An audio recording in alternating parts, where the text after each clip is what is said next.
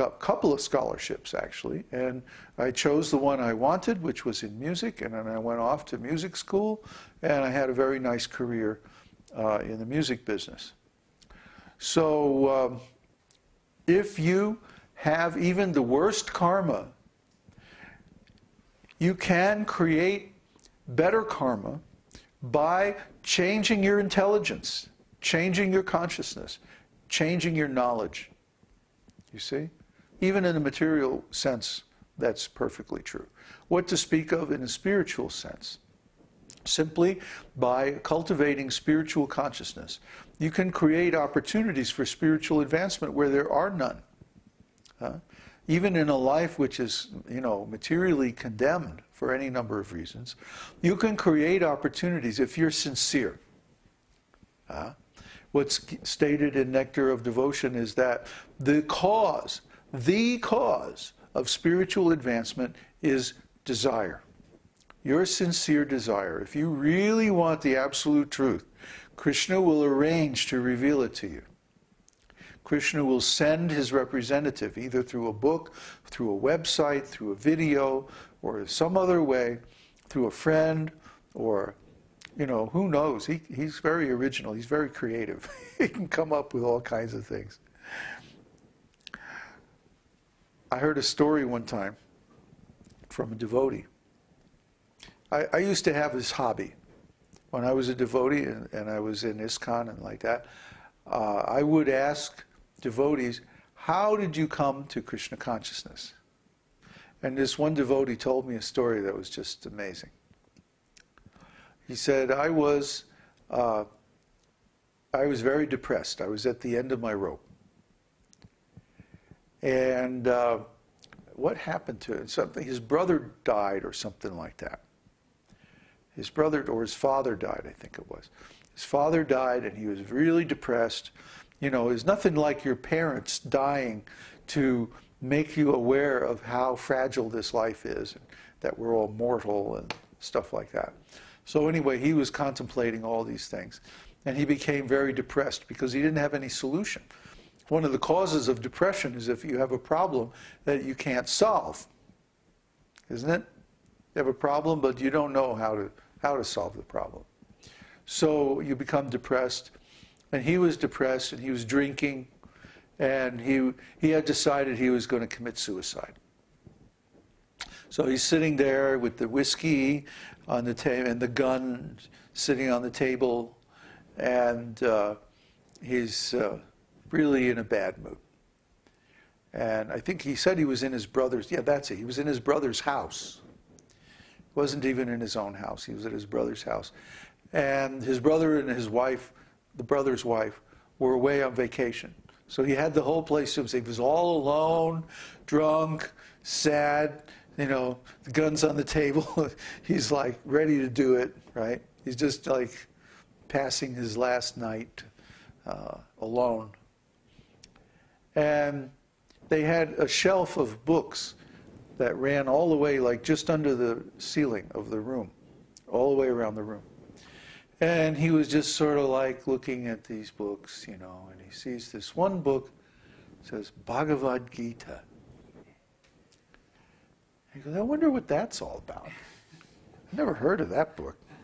What is that? And he goes and he picks up the book off the shelf. He starts reading, and he's like, wow. and he passes through the whole night. And the sun is coming up in the morning, he's still reading.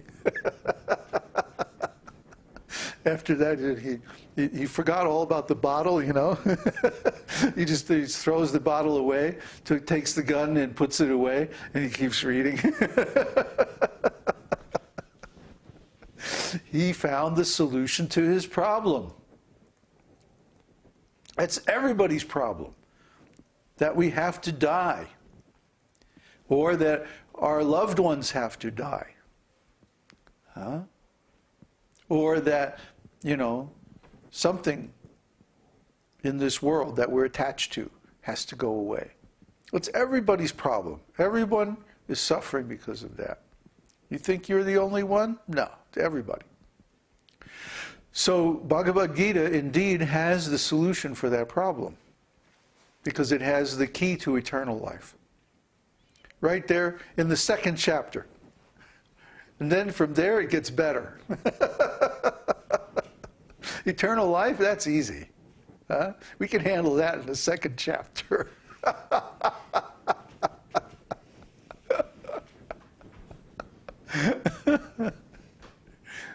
It's a joke, Christian.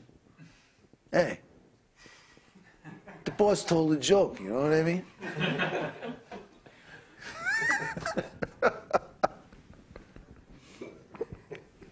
All right.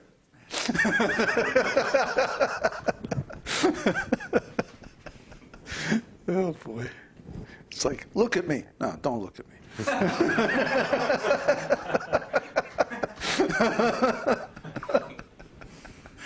Oh, Krishna.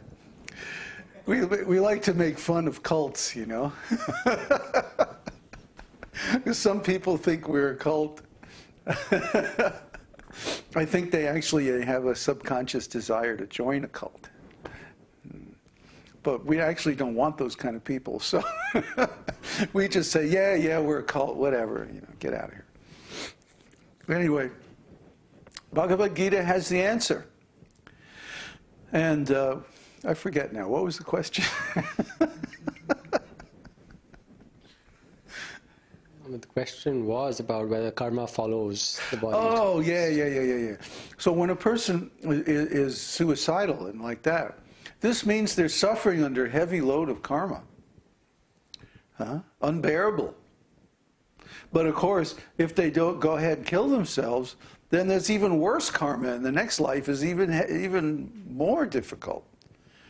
You know, you think this Earth planet is the worst that things can get? Ah, I got news for you. You haven't read Śrīmad-Bhāgavatam. You know, I got good news and I got bad news. The heavenly planets are much, much nicer than this Earth planet. And the hellish planets are much, much worse. So don't do something that would cause you to lose this human form of life and go to those places, because they're horrible. Horrible. So anyway, yeah, we have the key. Any result that you get from devotional service is eternal, because devotional service itself is eternal. And of course, Krishna is eternal because he's spiritual. That's the difference between matter and spirit. Matter is temporary and spirit is eternal. You know, it's the simplest thing, but it has very, very profound consequences.